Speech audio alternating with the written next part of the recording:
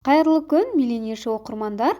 Қарыздан құтылуға көмектесетін 10 кеңеспен бөлісетін боламын.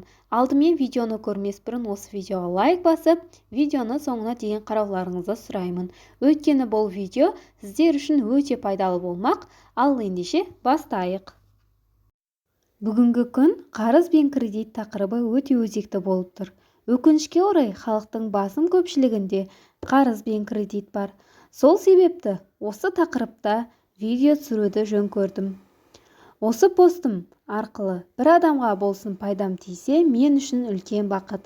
Егер сізде қарызыңыз болса, мына кеңестер одан құтылуға пайда береді. Қарызыңыз жоқ болса, онда қарызданудың алдын аласыз.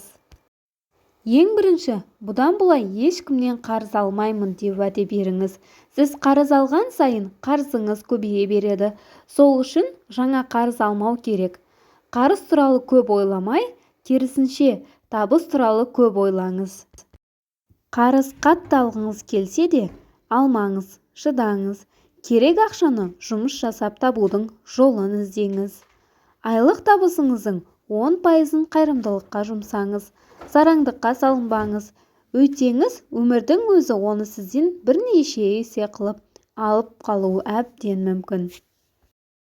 Табыс туралы көп ойлаңыз, шығындарыңызды азайтыңыз. Қарызыңыздан ұялмаңыз. Сіз әдейі жасаған жоқсыз ғой. Өмірде бәрі болуы мүмкін. Қарызын сұраушылардың қоңырауына жауап беріңіз. Жағдайды айтып, қашып жүрмеңіз. Кредит алсаңыз, сіздің ай сайынғы төлейтін ақшаңыз сіздің айлық табысыңыздың 20%-нан аспауы тиіс. Сонда ісіңіз алға жүреді. Үйде керек боп қалады-ау деген заттар бәрімізде бар. Солардың ішінде қолданбайтын тауардың бәрін сатыңыз. Кімнен қанша қарызсыз, нақты тізімін жазыңыз да ай сайын беретін ақшаңыз бен уақытын жазыңыз.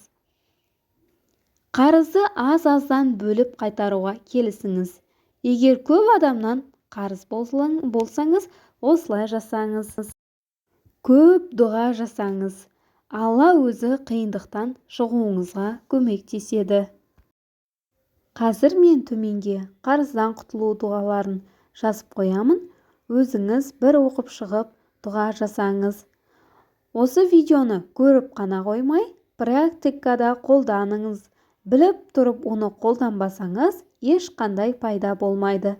Пікірге ой бөлісіңіз, достарыңызбен бөлісуді ұмытпаңыз. Пайдалы болса, лайк басып пікір жазыңыз.